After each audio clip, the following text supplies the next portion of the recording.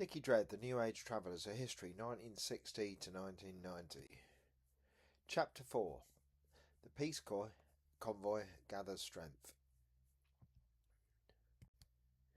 The elements come together. There are multiple reasons that the travelling community expanded, which will be explored throughout this chapter. For many protesters, the life didn't end at Greenham. If anything, it began there. In the chill air, the kettles steaming on oil drum fires, the chants across the wire fences. The state had tried to contain a movement by pushing it out, but the energy dispersed. It didn't vanish. The women left the fences, and the road filled up. Following the eviction from Greenham Common, many travellers and activists sought refuge in various locations across the UK, including Savernake Forest in Wiltshire, situated near Marlborough, became a notable gathering point for the traveller community during the early to mid-1980s. While specific records detailing the immediate post-Greenham movements are limited, photographic evidence and accounts from the era indicate that Savernake Forest served as a temporary encampment for travellers during this period. The forest's expansive woodlands and relative seclusion made it a suitable location for those seeking to continue their alternative lifestyles away from urban scrutiny. It's important to note that during the 1980s, many such gatherings faced increasing pressure from authorities, leading to frequent relocations and a nomadic existence for the traveller communities. Savernake Forest was among several sites that provided temporary respite during these challenging times. The Peace Convoy was born in motion, out of squats, free festivals, lay-bys and political refusal. What had been a series of overlapping subcultures, anarcho-punks, acid freaks, spiritual seekers, militant feminists, bus dwellers, began to cohere into a mobile tribe. Not just everyone was new. Many had already done the circuits, Windsor, Stonehenge, Deeply Vale. Now there was an urgency. Now the repression was scaling up. Dozens of travellers, especially those already living vehicle-based lives, started to move in tighter formation. Buses, ex-army trucks, horse-drawn wagons, Bedford TKs, ambulance, caravans. They formed long, snaking convoys down B roads and through sleepy towns, often met with both awe and dread. Key gathering points in this period included the following. While not as iconic as Stonehenge or Windsor, Worthing played a suitable but significant role in the unfolding story of the Peace Convoy. This quiet seaside town on the Sussex coast became for a time a key staging post and overwintering zone for travellers, particularly those moving between the Southwest festivals and protest sites in Greenham Common. Excuse me. In the early 1980s, groups of travellers parked up on the open land near the outskirts of Worthing, including disused industrial sites, scrubland and sometimes even supermarket car parks after dark. These were not festival stops, they were survival camps, where buses could be repaired, plans discussed, fuel bartered and rumours exchanged. Worthing was close enough to the south coast road routes and large enough to find scrap metal, skip food or temporary work, but still relatively under the radar in the movement's early years.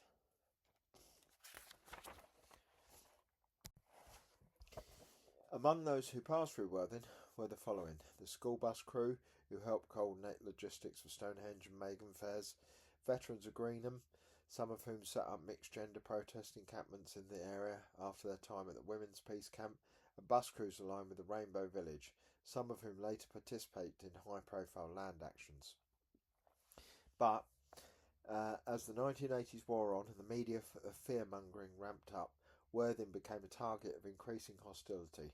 Local newspapers ran headlines like "Travellers set up camp on Common," and editorials called for police to clean up the problem. Tensions rose between the residents, councils and convoy crews, leading to several forcible evictions by Sussex Old Bill. Despite this, Worthing remained a resilient pit stop, and for a short while a symbol of the growing tension between alternative communities and local authorities. Travellers who passed through often spoke of strange kindnesses, like a greengrocer giving away his bruised fruit, or a mechanic offering an unused carburettor, even as an official policy turned cold. Worthing may not have hosted a festival or a famous protest camp, but it was part of the road, part of the web, and for a few years a small port in the storm. By the early 1980s, Glastonbury had long since ceased to be just a sleepy Somerset town. It was a mythic beacon, drawing in not just spiritual seekers and druids for steady streams of travellers, punks, musicians, eco-anarchists and mystics, many of whom would go on to form the core of the Peace Convoy. Town's landscape, part pilgrimage site, part market town, part ley line vortex, made it feel like a natural home for those living outside the lines. The Tor loomed above like a stone lighthouse, and the Chalice Spring Gardens, squatted buildings, and local pubs like the Rifleman's Arms, still going strong, provided points of gathering, refuge and ritual. Glastonbury functioned as a logistical base for many pre-convoy groups. In the winters, travellers would park up on the edges of town, sometimes in wooded lay-bys, other times in abandoned yards or behind farms whose owners were sympathetic. The town offered places to fix vehicles, local garages with sympathetic mechanics, a vibrant notice board network for ride shares, gigs, jobs and news, access to cheap food, alternative healthcare and friendly herbalists, and squatted buildings, often coordinated loosely between crews from Bath, Bristol and the West Country.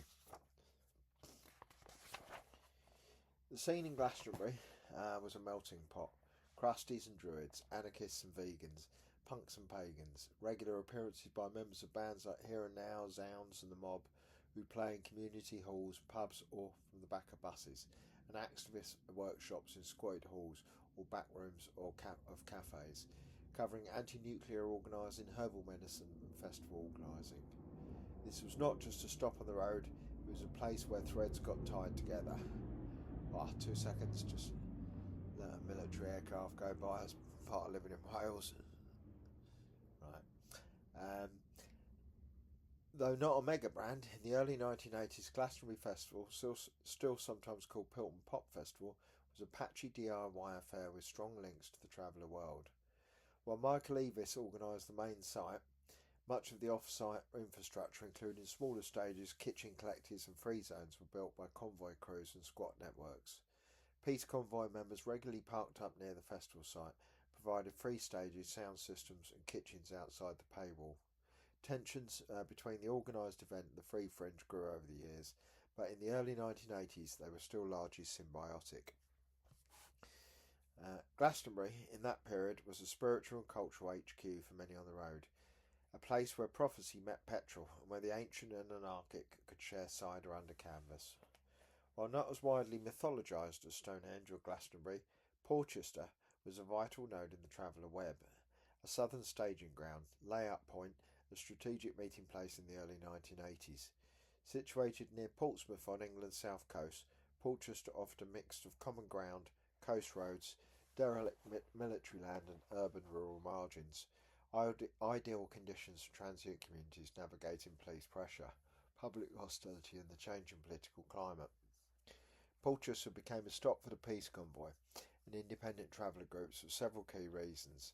Proximity to ferry ports, Portsmouth and Southampton, made it a waypoint for travellers heading to or returning from Europe and Ireland. Its relatively underdeveloped fringes, bits of scrubland, old MOD sites and half-forgotten parkland offered short-term stopping places and less media attention than places like Glastonbury or Wiltshire, made it a lower-profile fallback spot when the pressure was higher elsewhere. Porchester hosted a mix of traveller types, convoy buses en route to or from Stonehenge, Megan or free festivals, ex-green and women setting up temporary camps in co-gender sites, post-eviction, anarcho-punk squatter crews from the south coast, notably from Brighton and Worthing, who blended squat life with mobile living, and musicians and sound system crews testing rigs ahead of summer gigs or festival circuits. There are records of people like Mick from the school bus, Fat Rob from the Blue Bus crew, and Zena Two Boots, a respected herbalist and ex-Dale House regular, camping up near Porchester Common land in the spring of 1983. Despite its low profile, Porchester was not free from conflict. Hampshire police became increasingly aggressive in their efforts to move travellers on, particularly after 1982, when the Peace Convoy began to be named as a public nuisance in press and parliamentary discussions. Local papers ran articles warning of transient encampments and fire risks, and letters to the editor show a mix of local hostility, often crouching concerns about hygiene or children's safety, and sympathetic voices defending the travellers' rights to rest and live freely. Travellers were occasionally kettled in car parks or commons, and vehicles searched without calls, often under newly expanded trespass or public order laws. Despite the friction, Porchester served as a kind of luminal zone, a place to recoup, repair and plan. Convoy members painted buses, patched leaks, swapped parts, swapped stories. Children ran wild on the edge of playgrounds. Dogs dozed under wagons. Fire drums flickered at dusk. One woman remembered Porchester in an oral history project. It's a place where no one was pretending. We weren't putting on a show for the festival crowd. We were just being. Porchester might not appear in many festival posters or radical timelines, but for the travellers who moved through it, it was one of those crucial in-between spaces. Part refuge, part radar station, part community in motion. It was where you went when it all got too hot in Wiltshire, and you'd just been moved on from Glastonbury, or the next site wasn't ready yet. And that was what life was like on the road. Not just the big moments of music and resistance, but the margins between them, like Porchester, where the convoy gathered its breath before the next push. In the late 1980s and early 1990s, a disused stretch of track near Hampton Row Halt, along an abandoned railway station outside Bath, became a temporary refuge for a small community of travellers. Site bordered by the River Avon, an old rail infrastructure, offering relative seclusion but was still within walking distance of the city. Travellers parked up alongside the embankment and under the crumbling canopy of the station platform, using the space for living, repairs and makeshift gatherings.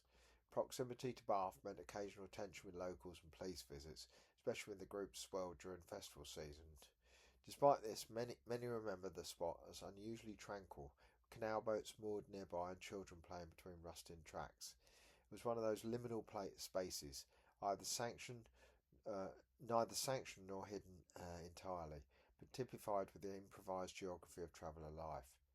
Just outside Maidstone in Kent, overlooking the hazy sprawl in the Medway Valley, Bluebell Hill served as both sanctuary and signal post for pre-convoy travellers. It was never a permanent site, more of a way station, a place to catch your breath before pushing deeper west or north. Set alongside ancient chalk routes surrounded by woods and weather-beaten fields, Bluebell Hill was easily accessed but hard to patrol. It made sense for the early 1980 traveller network, close enough to London for supply runs and squat recon, but far enough out to feel wild and clear. Crews were set up around the disused roads and clearings, often just for a week or two. There were fire circle, acoustic jams, gear swaps and herbalists treating coughs and diesel burned hands. Dogs, tarps, old Fords, battered Bedfords, painted wagons. Sometimes you'd find crash tapes playing on busted tape decks, sometimes just silence and wood smoke. But, as with so many temporary sanctuaries, it drew heat. In 1983, Kent police were watching the hill. There were confrontations, sometimes outright evictions. Bluebell Hill became a litmus test. The more visible it became, the more quickly it had to be abandoned. One convoy driver recalled, "It was a place you loved to land, but you never stayed long. The hill told you when it was time to move on." Even now, long after the convoys rolled west, Bluebell Hill is remembered in that quiet, known way, not headline history, but road memory. Green Lane in Outwood in Surrey became a notable site in the traveller network during the 1980s, particularly as traditional festival routes faced increasing clampdowns. Located near the edges of rural and suburban boundaries, it offered relative seclusion while still being accessible to services and transport routes. The site was home to a mix of converted trucks, horse-drawn wagons and self-built structures, occupied by both long-term travellers and those passing through. Green Lane was known for its strong sense of community, with shared cooking, fires, communal maintenance of the space, and general ethos of mutual aid. However, like many unauthorised encampments of the era, it was frequently under threat of eviction. Local councils often cited environmental concerns or planning violations, while residents argued that they were preserving a sustainable way of life outside the consumerist mainstream. Although relatively peaceful, tensions occasionally flared with nearby residents or police. Still, Green Lane became an important temporary haven for those displaced after events like the Beanfield, and served as a hub for sharing information and resource during times of increasing state hostility.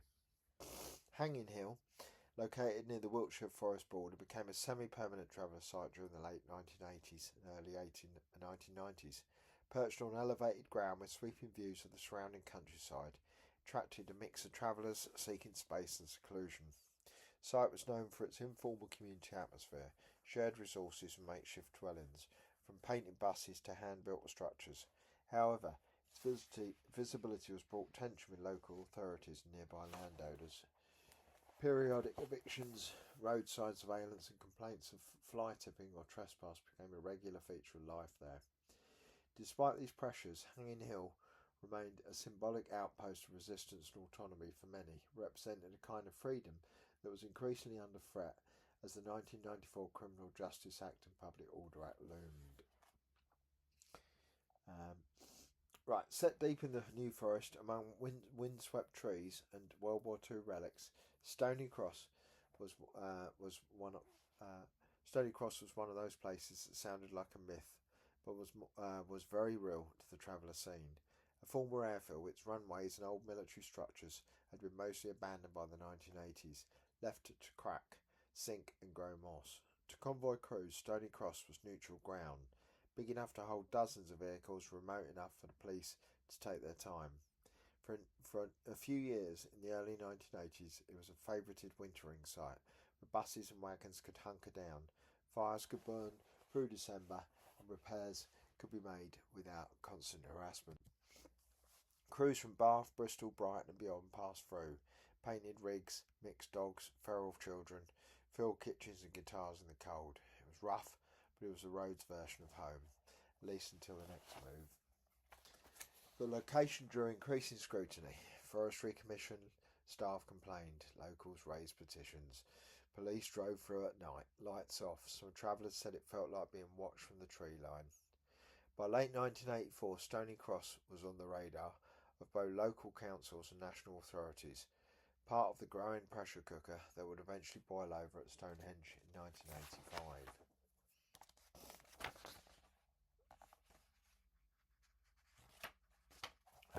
Sorry, my pages are stuck together.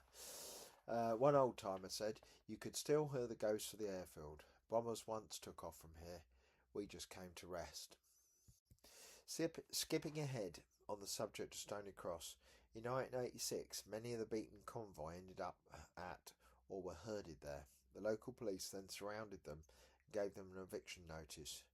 Travellers were told that any vehicle without full documentation would not be allowed to leave. After a site meeting organised by Phil the Bear, many decided to scrap the illegal vehicles to at least get some cash for them. On putting this to the old bill, they were told they were to leave the following morning. Many left without their vehicles and headed off on foot to Glastonbury.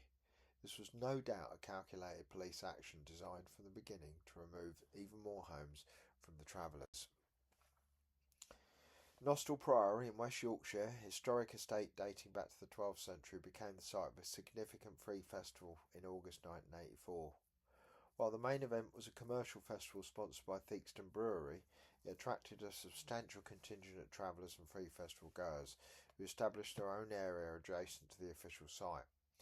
This gathering mirrored the broader free festival movement of the time, characterised by spontaneous, non-commercial celebrations of music and alternative lifestyles. The festival concluded with a violent police operation. Riot police raided the travellers' encampment, arresting approximately 360 individuals, destroying tents, vendors and vehicles. Many of those arrested were held in custody for up to 2 weeks before facing charges. This incident is often cited as a precursor to the more widely known Battle of the Beanfield in 1984, highlighting escalating tension between authorities and the free festival community. The mainstream media reported the event, referring to it as a travelling hippie cult known as the Convoy, and were broadly supportive of the state violence. Originally built as an RAF base during World War II, Long Marston Airfield in Warwickshire became an unofficial stop-off point for travellers and convoy groups during the late 1970s and 80s. Its disused runways and remote location offered space to park up, especially when police pressure intensified elsewhere. After the Battle of the Beanfield in 1985, it was occasionally used as a quiet lay-up site, a place to rest and stay off the radar. Though not a cultural hub, it served a practical role for those navigating the tightening restrictions of the era. Long Marston provided just enough space and time for the road to continue. Note that Marston would become a significant site for raves in the 1990s. Before we turn back to Stonehenge, here is a top of the head list of traveller sites of note around this time period. Avesbury, Milesworth, Megan Fair, Pembrokeshire, St Agnes Place, London, Lambert's Hill, Bristol, the Downs, Brighton, Castle Morton, pre-1992 soon, Epping Forest, Hackney Marshes, Ashton Court, Bristol area, Barton Moss, Salford, Woodhenge, Wiltshire, Pollock Hill, Exmoor, Llanthony Valley, Wales, Loxley Valley, Sheffield, Cannock Chase, Oxley's Green, Greenwich, Nags Head Lane, Enfield, Newbury bypass protest sites, predates 1990s road protests, the Levels, Somerset, and Hambledon Hill. Of course, this is not an exhaustive list, and I've probably missed some of note, but it gives you a flavour of the extent and broad spread of the traveller movement at the time.